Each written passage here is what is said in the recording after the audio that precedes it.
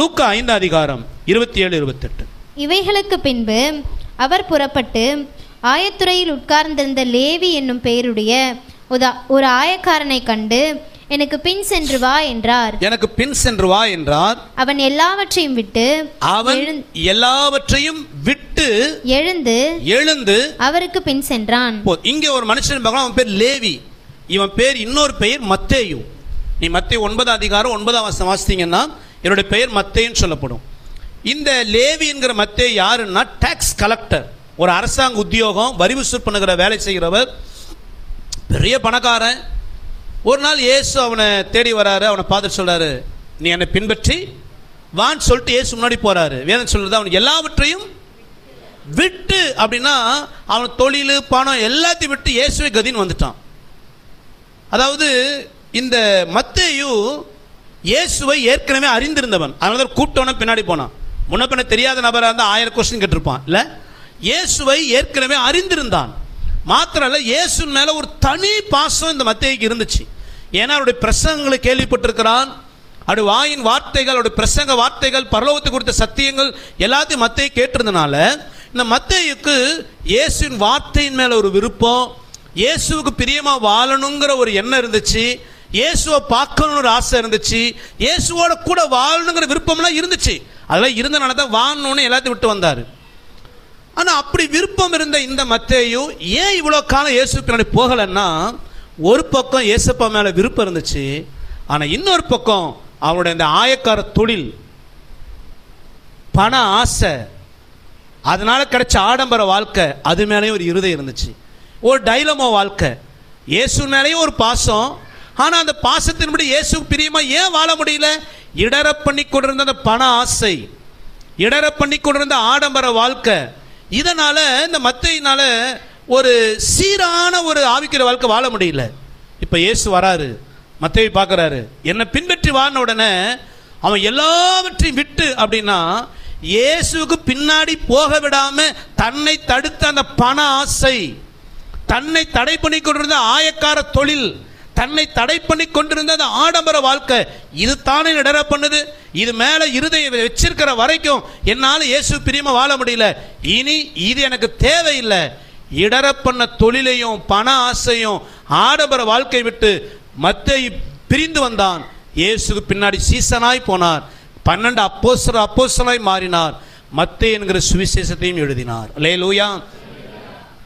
எப்ப இடர பண்ணதுக்கான எல்லாவற்றையும் விட்டு, அப்படின்னா எதெல்லாம் தன்னை இயேசு பின்னாடி போக விடாம தடுக்குதோ அந்த இடர பண்ணுகிற எல்லாவற்றையும் விட்டு நாம் விலகும் பொழுது கர்த்தருக்கு பிரியமாய் மாற முடியும். அல்லேலூயா.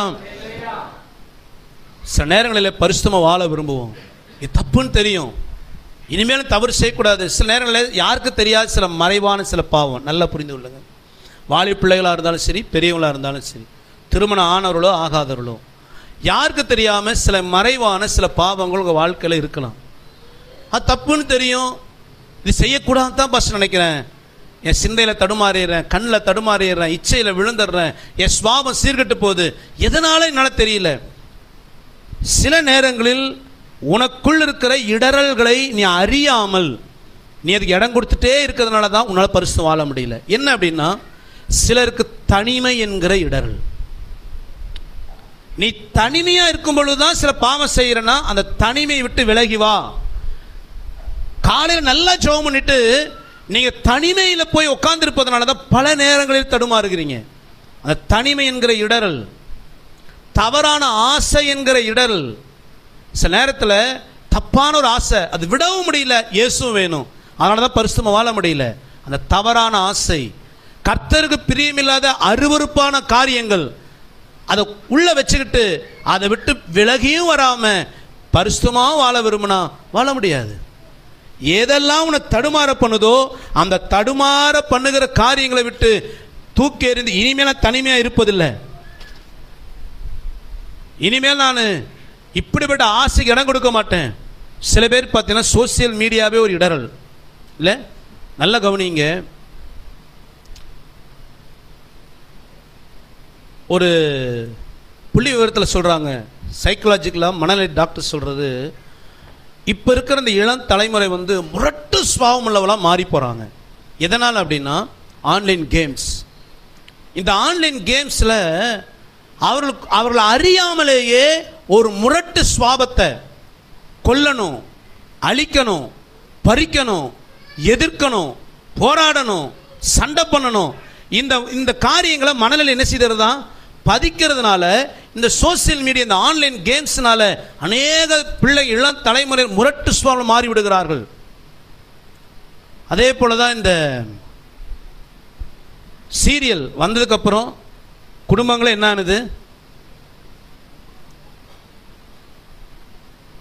குடும்பங்கள் நடக்கிற சில ஒரு முறை பேப்பரில் போட்டிருந்தாங்க, ஒரு டிவியில் வந்த ஒரு ஷோ, அது கவர்மெண்ட் வந்து பேன் பண்ணாங்கண்ணா. அதாவது வீட்டுக்குள் நடக்கிற பிரச்சனை கொண்டு வந்து உட்கார வச்சு நடந்தது என்ன, நீ என்ன பண்ண, நீ என்ன பண்ண. கணவன் மனைவிக்குள்ள ஏதோ ஒரு பிரச்சனை நடந்திருக்கும், அதை கொண்டு வந்து வெட்ட வெளிச்சம் ஆக்கின உடனே தப்பு பண்ண மனைவியை பார்க்குற கணவன் டிவியில் பார்க்குறாரு, என் மனைவி இப்படி இருப்பாளோ, இந்த அம்மனி புருஷனை பார்த்துட்டு என் புருஷன் இப்படி இருப்பாளோ. சுவாபத்தை மாற்றி நிறைய சோசியல் மீடியா, அதே போல யூடியூப்ல நிறைய விஷயங்களை தனிமையில் பார்த்து பார்த்து சிந்தை சீர்கெட்டு போனது. ஜெபிக்க முடியல, பரிசுத்தம் வாழ முடியல, பார்வை மாறிடுச்சு, சிந்தை மாறிடுச்சு. அப்போ உன் சோசியல் மீடியாவில் நீ அதிக நேரம் செலவழிக்கிறதா உன் பிரச்சனைனா நிறுத்திடாத. ஏதோ ஒன்று இடர பண்ணுது, ஏதோ ஒன்று தடுமாற பண்ணுது, அதை விட்டு நீ விலகும் பொழுது பரிசுத்தமாய் வாழ கர்த்தர் உதவி செய்வார். அல்லேலூயா.